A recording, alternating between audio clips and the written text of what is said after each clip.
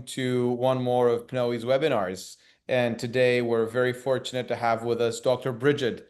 Hi, Dr. Bridget. Good morning. How are you today? Good morning. Great. Awesome.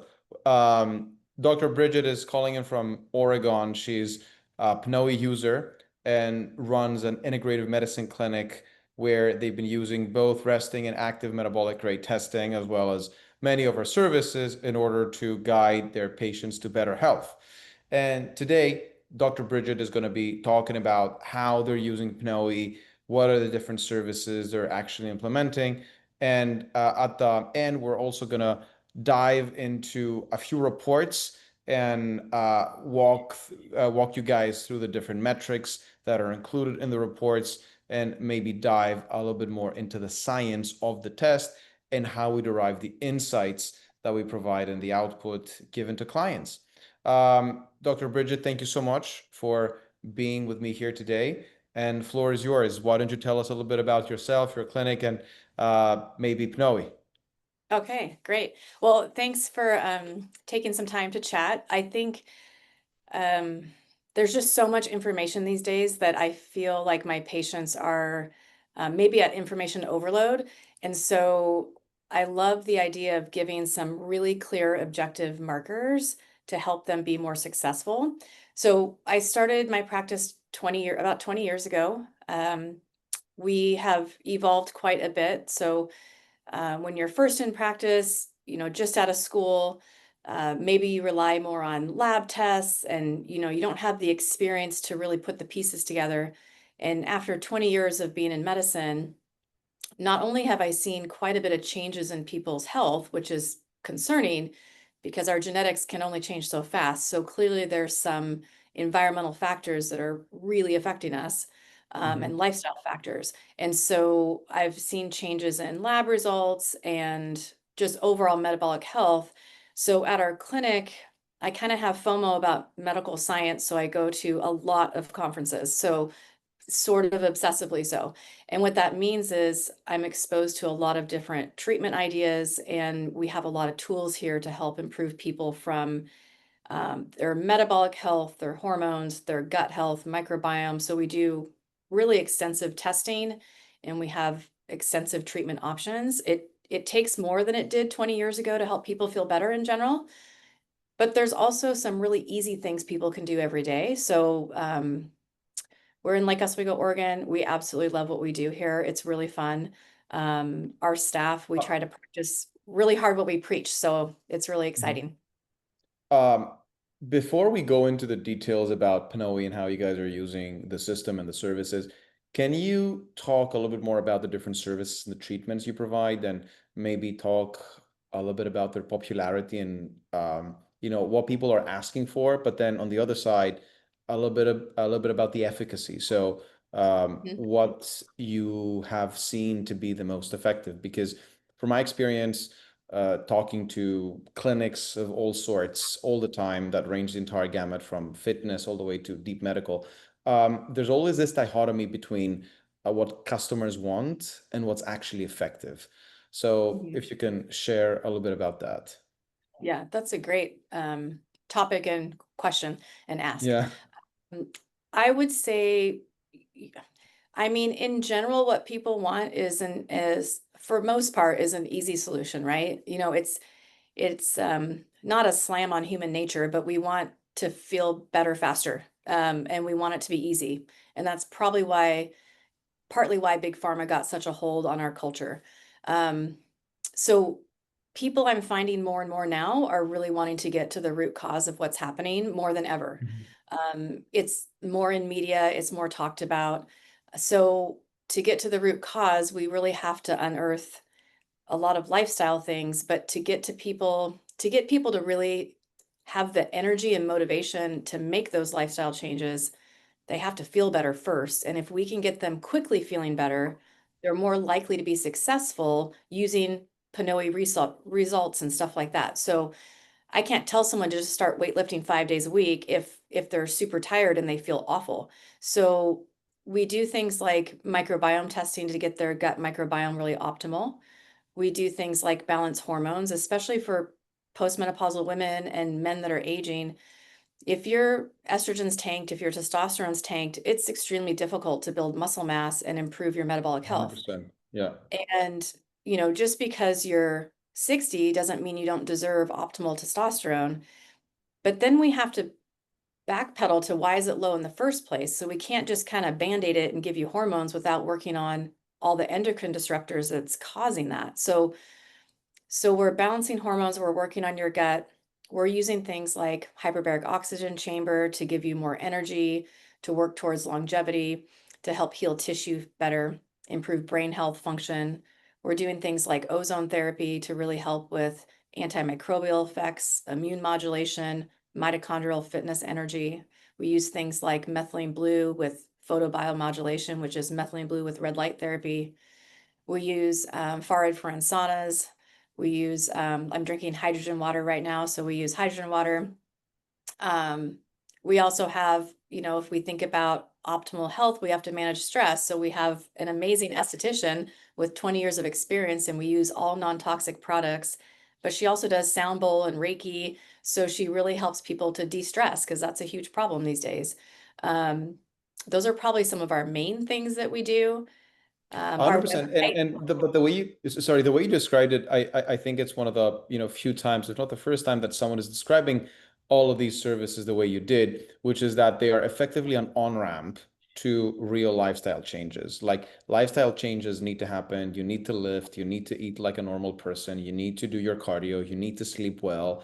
These are sort of like non-negotiable things, but in order to get someone to adhere to these things, we're using all of these sort of longevity modalities. That's how, our industry refers to them these days, in order to get people to feel better. It's like this initial boost that's going to get the flywheel to sort of turn, so that the lifestyle changes can start to happen, because now the person feels better.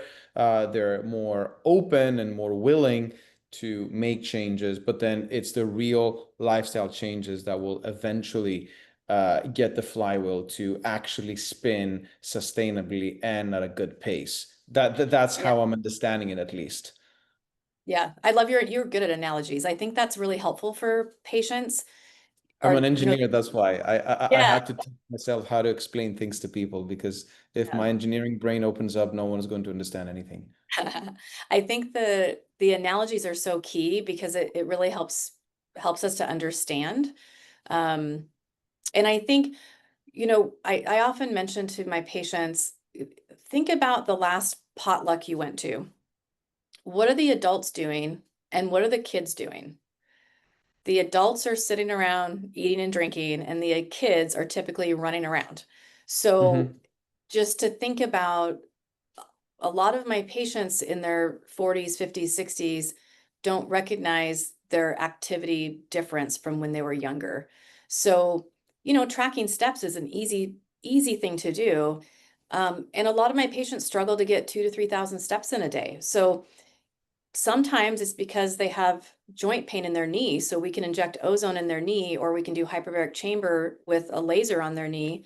Because if we can get, or even IV ozone really helps with joint pain. So if we can get their knee pain better, well, I can shoot up their steps to like 10,000. So if I can get their steps to 10,000, I get their mood a lot better, and then I get their sleep better. And now they're stoked because they can start taking on more lifestyle changes. No, Yeah. 100%. I totally agree with that. Thanks for the background on everything. Let's move on to PNOE, and how you're using the system, how is the data valuable, and then I think what a lot of people in the audience would like to hear is what kind of patients, what's the profile that you're using PNOE on?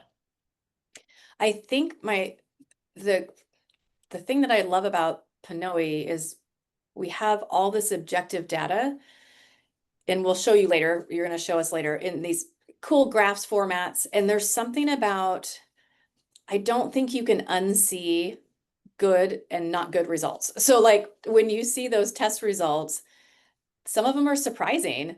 Some feel good to see, and some are like, oh shoot, I thought mine would have been better. So it's a really great way to have some objective goals to strive for. Because if you come in for labs and your labs are fine, the standard labs are really underwhelming to get towards optimal health. So we started using PNOE, and I'd say our biggest demographic is probably men and women like 40 to 60 years old. They're starting to notice changes in their fitness level. They're starting to have more aches and pains. They're starting to want to really improve their health. And they get all this data and they're super stoked to say like, okay, now what do I do with this? How do I get this better? So that's probably our main group that's using it. And I really have to highlight that for people, like, what Dr. Bridget is describing is probably the main reason why most people out there are using PNOE. It's a very powerful motivating factor, showing people root cause data around what is causing their languid feeling, or what is causing them to have low energy levels, or what's causing, some sort of like chronic issue, is vital when it comes to get someone to implement fundamental lifestyle changes. You can be talking to people all you want, but if you bring this sort of like third-party authority that is providing you with an objective view of your body, I guess humans are conditioned to approach and respond to this third-party authority in a very different way, right? And so it becomes a motivational factor, and then it becomes very much an educational factor. This is what I have seen to be extremely powerful, which is that ultimately people will respond to stimuli, and people will be much more likely to adhere to changes when they understand why they're doing something. And so when you present them with an image of the main functions of their body, and you explain to them how things work, and you explain to them why something is breaking down, or is completely broken down, then they are much more likely to follow what you're telling them, because now they understand. It's exactly the same, approach we typically have with kids, right? The healthy approach is to explain to the kid, why they need to do something, instead of just, providing them with an ultimatum and not really explaining why, how things work. So Yeah. ultimately the report, and as we're going to see later on, sort of serves like I like to call it biology one-on-one session, where people start to understand how the main functions in their body are working. Mm-hmm. This is with regards to the test. Can you talk a little bit about how the follow-up process is structured? What is typically the upselling mechanism for other things? How are you weaving the test into other modalities or other flows that you have in your clinic? Because a lot of the people out there are, wondering, I'm bringing something new. How do I weave it in, and how do I integrate it with the rest of the stuff that I have? Yeah. It's a little bit difficult, actually. I find, first patients are coming in and we're kind of putting out fires. So we're working Hmm. on the acute stuff. Hmm. And then we can get to the peeling back the layers of the onion to get to more longevity medicine, metabolic health. So then we can do the PNOE testing. Hmm. Um, and then we have that data, and then we can say, okay, here's the reason why these markers are important. Here's how this is correlated to longevity. And we combine that with more extensive lab testing also, right? And so then we go through that and we say, okay, here's the treatments that can help you feel better faster, and here's why. And then we set them on a plan of, okay, we're going to repeat these labs in this many months. We're going to repeat the PNOE testing in this many months. And in the meantime, you'll be doing these treatments. So we just spell out a plan for them and make sure that that works for them, right? So it has to not be financially stressful, and it has to not be too time stressful for them. And a lot of the treatments, you just sit back and relax and you feel a lot better anyway. So it's a pretty passive, easy thing to do to get started. Hmm. Did that answer your question? Yeah. I think it's a good answer. As far as like your business model, if you can talk about it, of course, like, how does it, how is everything working? Not just specifically to PNOE, but in general, like, is it a subscription basis? Is it like a, sort of like a la carte, picking different items and, getting bundles? Like, how do you structure things? Because that's another area where people are looking to get advice and see what's happening elsewhere. Mhm. We're slowly evolving to a more year program approach because we really want people to be successful and committed to improving their Mhm. health. Mhm. Right now, it's more a la carte, but Mhm. the more and more data we collect, it really needs to be something people can commit to, and Mhm. it's really reasonably priced to do the things that we're talking about. So, Mhm. you know, you can compare going out to dinner a couple nights a month. Instead of Mhm. doing that, you focus on your metabolic health. It would be less expensive than 2 dinners a month, Oh you yeah, know? So 100%. we try to really help people Mhm. kind of compare those expenses. Mhm. So right now, the doctor guides the patients to pick and choose what would be the healthiest option Mhm. for them. Mhm. And then we're slowly evolving that into a more designed program what would be easier for patients just to like show up and do the Mhm. stuff. Mhm. Um, so Mhm. right now we have a few options. Yeah. Mhm. And are you thinking about like 6-year commitments, 12-year commitments? Like, how are you thinking about it? Really a year at a time. I think Oh. to really see a shift, I mean, you can see a shift in 3 months. If you Mhm. dedicate 3 months, you can most definitely see changes in your sleep, energy, overall health, hands down. Mhm. Um, but in a year, you're really going to see a pretty massive difference in your overall health markers. Yeah. No, But 100%. we have 100%. like we have, I can't tell you how many times we have patients with pre-diabetes. So, you know, their hemoglobin A1C might be 5.8, 5.9, 6.2. And I'm not trying to slam Western medicine, but their PCP will say, well, just watch what you eat. And then what happens is in a year, that number is way worse. So when we see those numbers, we're rechecking them every 3 months, not once a year.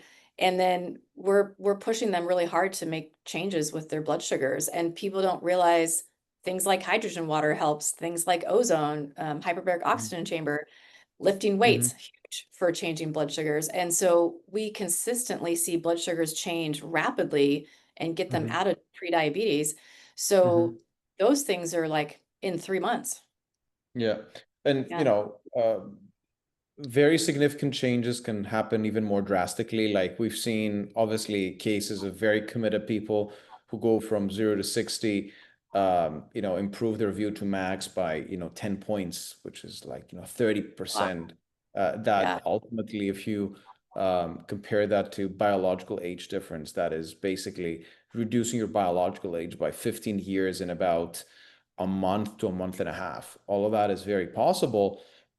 It really depends on how much work and effort you're putting in, but it goes without saying that if you start implementing a workout regimen where you're training 5 times a week, and all of a sudden you clean up your nutrition and you eat lots of clean proteins, vegetables, and fruits, yeah, there's absolutely no reason why you're not going to see this massive improvement, not in 3 months but in a month and a half.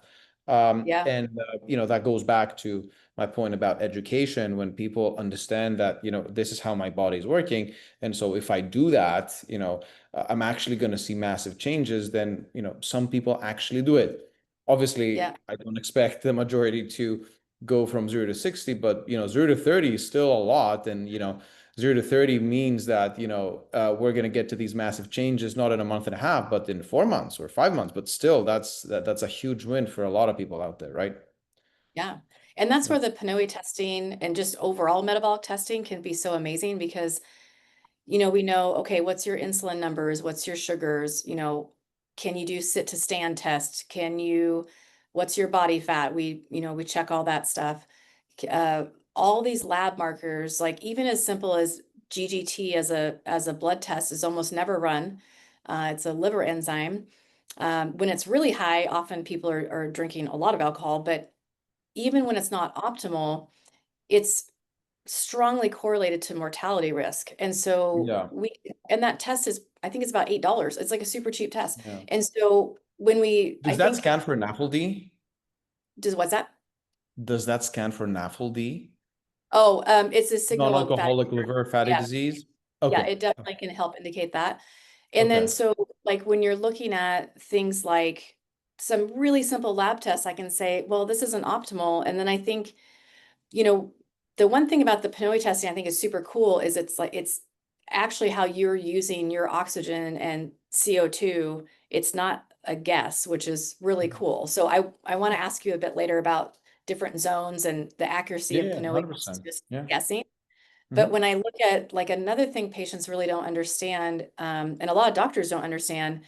So like if I worked at Kaiser and I've only worked at Kaiser, I know those reference ranges, but we order labs from a bunch of different companies. And so one, reference ranges have changed over the years, which is kind of wild. That's a whole nother conversation. Like, why are we adjusting our reference ranges to a sicker population versus an optimal population?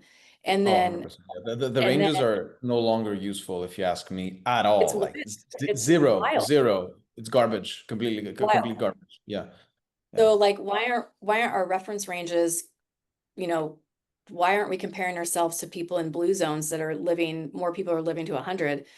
Those should be our reference ranges. And then, so we tighten those reference ranges based on research. So we really help people get towards optimal health. And then it's really difficult for patients because at one lab, they're flagged high with something, and another lab, it's within normal. And then I'm Yep. also saying, throw all that out. Let's actually Yeah. just optimize these as well. So it's a lot of data to go through. But that's why we basically, chip away at it every month. We just keep chipping away at all this data. It's not something that we're going to get through all of it in a month. But it's really compelling to show people feel they have so much better understanding about what's happening in their body when they can see this objective testing. It's really cool.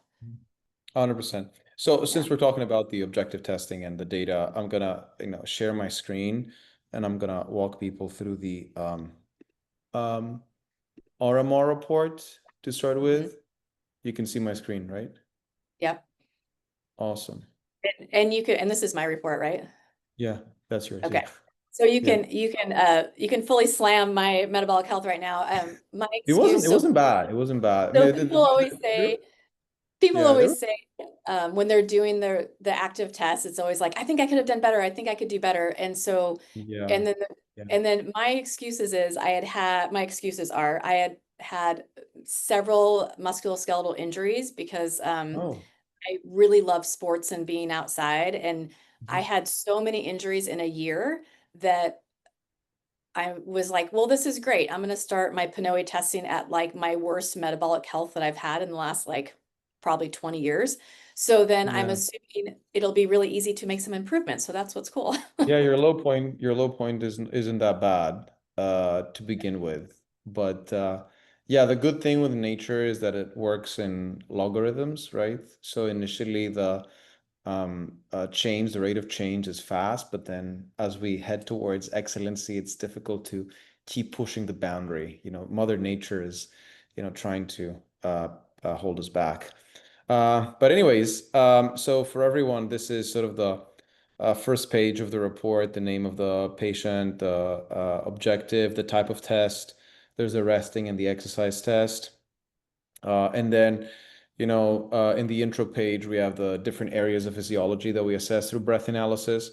And we have this there so that people understand that breath analysis, unlike what most people think, is not just about measuring calories and VO2 max. It's actually an assessment of all of these critical biological areas. And in the overview page, which is basically the crux of the report, we're looking at these areas of physiology arranged in a schematic that sort of conveys to the reader the bidirectional connection between all of these systems. So that, again, to my point before, people start to understand how things work under the hood. To begin with, we have sympathetic and parasympathetic activation. That shows us how much the sympathetic and the parasympathetic system is activated. And that is very much dependent on the way you breathe because of how the sympathetic and the parasympathetic systems are connected on your lungs. The sympathetic system is connected in the upper part, the parasympathetic in the lower part. And so when you have people who have abnormalities in their breathing, they are chest breathers, they breathe too fast or too irregularly, what they're going to end up doing, irrespectively of, not sleeping or working out a lot or drinking alcohol or accumulating allostatic load in whatever way, just by breathing incorrectly, you can very much stimulate your parasympathetic and downregulate your parasympathetic, which is going to put you in a bad state overall. Panos, can I ask you a question? Yes, of course. Okay. So for that marker, do you feel like, what have you seen as the most compelling change that someone can make to improve that marker? And how much do you Mm-hmm. feel your lifestyle of daily stress is affecting that marker? Because that's affecting how you're breathing, correct? Great question. So when it comes to this marker, it's like two pillars that feed into it. One is the breathing part. Your breathing and the way you breathe, the mechanics of the breathing are extremely important. And then the next pillar is going to be lifestyle. And then lifestyle is, everything you can think of, from drinking alcohol to not sleeping enough to sleeping badly to working out too much, et cetera, et cetera. If your breathing is good, and your breathing is very good. I wanted to ask you, like, do you do yoga or breath work or any of that? It shows. It shows. And I have to highlight that most people who do the test are poor breathers in some capacity. And in almost every case, when we run into someone who is not necessarily like a master in breath work, but does breath work regularly and is mindful of maintaining proper breathing, like, all of these markers are great. So when sympathetic and parasympathetic activation is off and breathing is very good, then it pretty much shows that it's all the lifestyle stuff that needs fixing. And it may also be something transient, right? If you just go through a phase where you may be on vacation, but you're hiking and you're, like, doing insane, like, physical exertion, yeah, you're gonna end up, building up a lot of allostatic load. But once you go back 3, 4 days later, you should be fine. The thing And that worries us is if it's a breathing issue, and it's systemic, right? It has nothing to do with a transient lifestyle factor. can you, Um, Pam, can you describe allostatic load? Because I think your brain may be a little bit different than the average person listening to this as far as Yeah, definition. yeah, yeah. Sorry about that. Sometimes I take some terminologies for granted. So allostatic load is sort of like the a cumulative net effect of your psychological and psychosomatic stress. So if you're exerting a lot of physical effort and then you're going through a lot of, stressful moments, that is, ultimately represented and results to the so-called allostatic load, which is presented in how much the sympathetic and the parasympathetic systems are activated.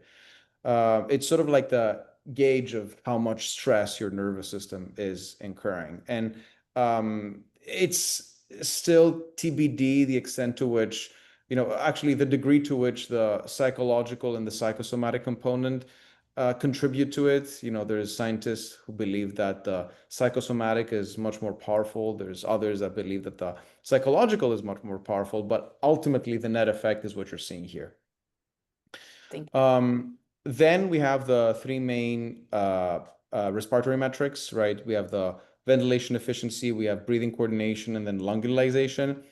Ventilation efficiency looks into how efficiently oxygen is absorbed and CO2 is discharged within the lungs.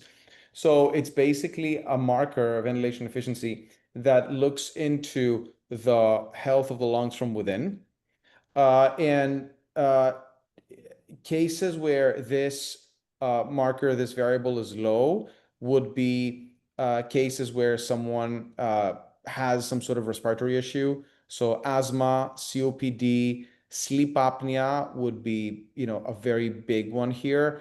When we see ventilation efficiency trending below 60%, most of the times we are, right about calling sleep apnea out or something related to that. So very, very important to track this metric. I would say that out of the three main systems, lung, heart, and cells, which is what a metabolic testing like PNOE analyzes, lungs and breathing is typically the area where we see the most deficiencies. And also, the breathing component is very, very important because it's going to regulate oxygenation across the entire body. It's going to regulate the oxygen delivery capability of our blood. And ultimately, when breathing is not good, what's going to end up happening is your blood, through the Bohr effect, basically how tightly oxygen gets connected into hemoglobin,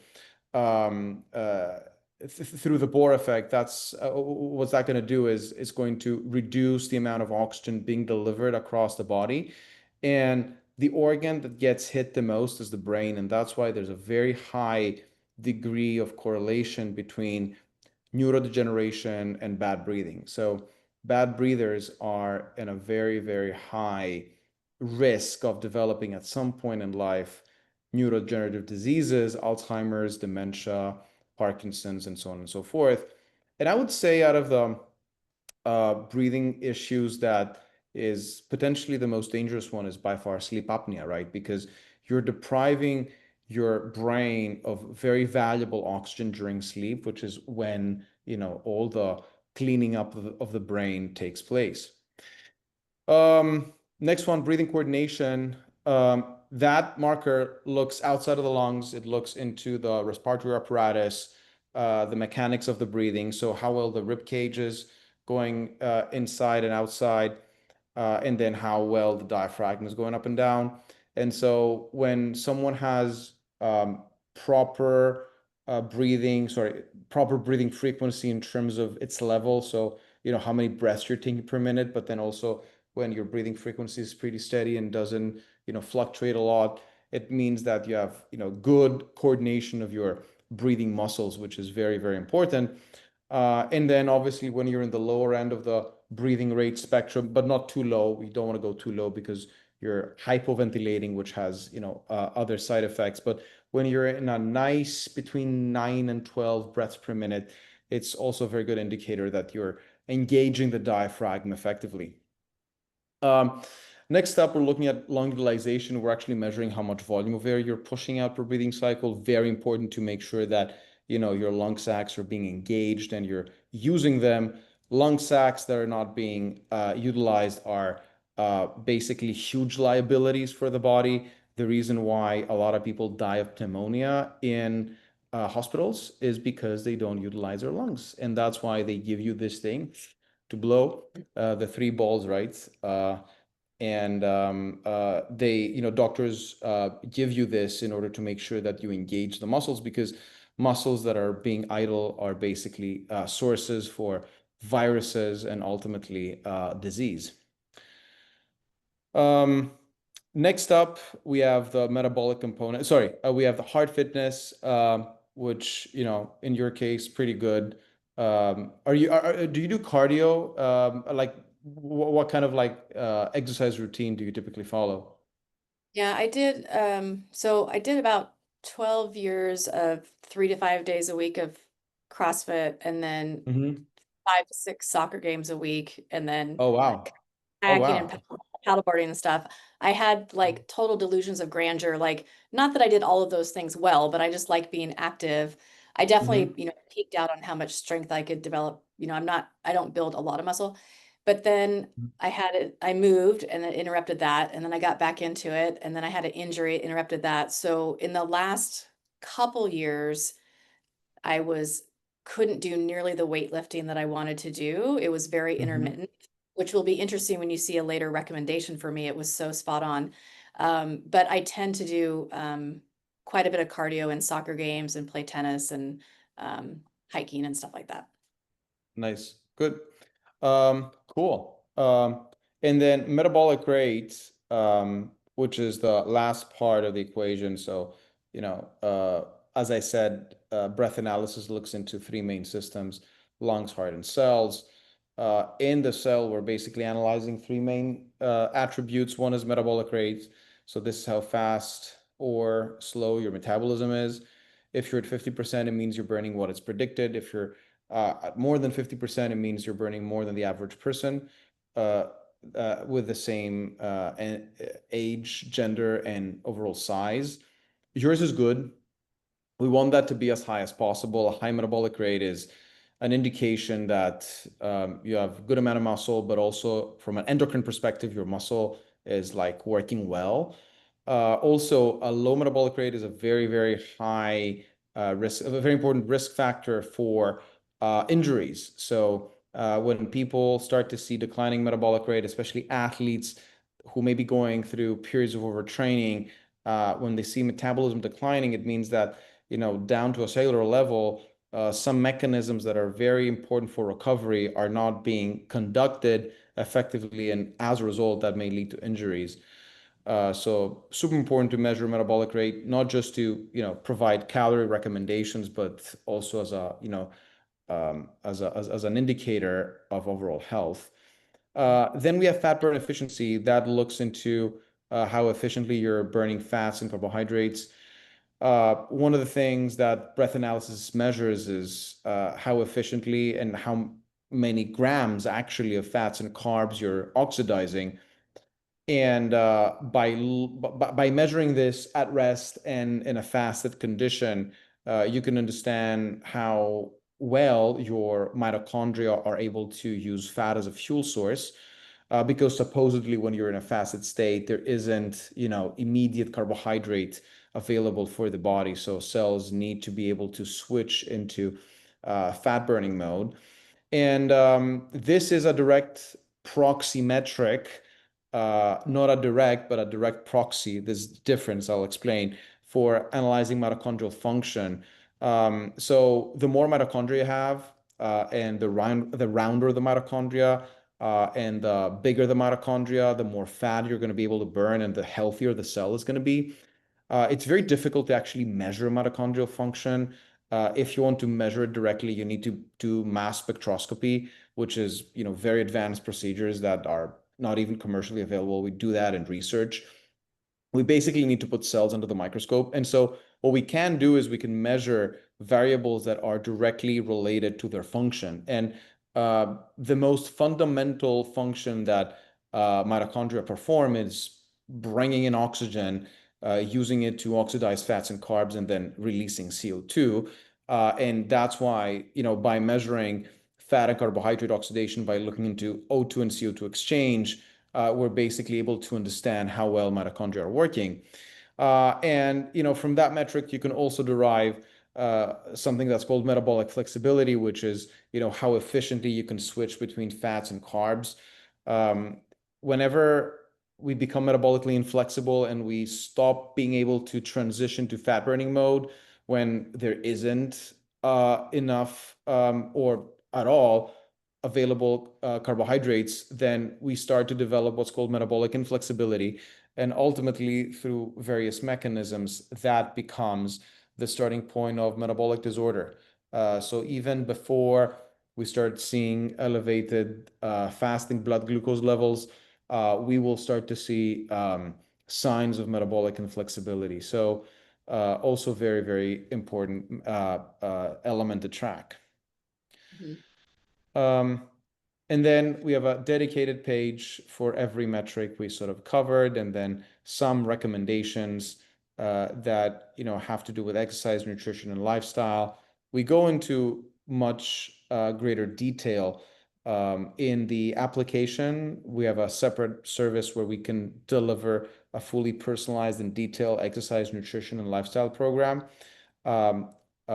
And we obviously keep those separate so that there is an opportunity for an upsell, depending on the business model of the affiliate. And let me see how I can. And I can, while you're pulling something up, yeah, it's just so amazing, like how much data you can pull out of a test that takes, less than an hour, way less than an hour to do both tests. Yeah. And then we do recommend the metabolic consult with PNOE, so that they get really expert explanation of what all these metrics mean. So myself, the other doctors here, and my staff can help you improve those numbers. But then PNOE has been really great at explaining, what does all this mean? What can you extract from this? So I think that's a really important aspect that you guys offer, is that metabolic consult's been really helpful. 100%. We started offering this because we saw the need to be able to standardize the experience for the end consumer and make sure that they get the, full-blown and fully detailed explanation of what's happening.